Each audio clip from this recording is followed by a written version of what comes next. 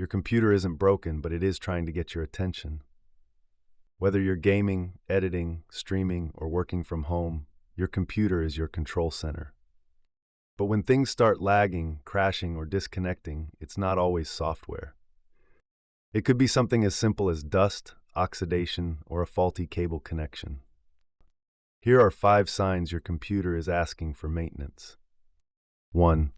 Faulty or unreliable USB ports. 2. External devices don't always connect or stop working suddenly. 3. Power glitches and random restarts. 4. Display and audio issues like flickers and buzz. 5. Fans running hot or loud. Avoid having to leave your computer in a repair shop for days. A few preventive steps can save you from that frustration in the future. Start with your computer's ports like USB and HDMI. Use DeoxIT D-series wipes or swabs to remove oxidation and restore signal strength. Treat your power connection points with DeoxIT from your computer power port to the main outlet. Use DeoxIT screen cleaner on monitors, TVs, tablets, and even camera gear. For your internal components, clean pins and headers with a small amount of DeoxIT and a lint-free swab.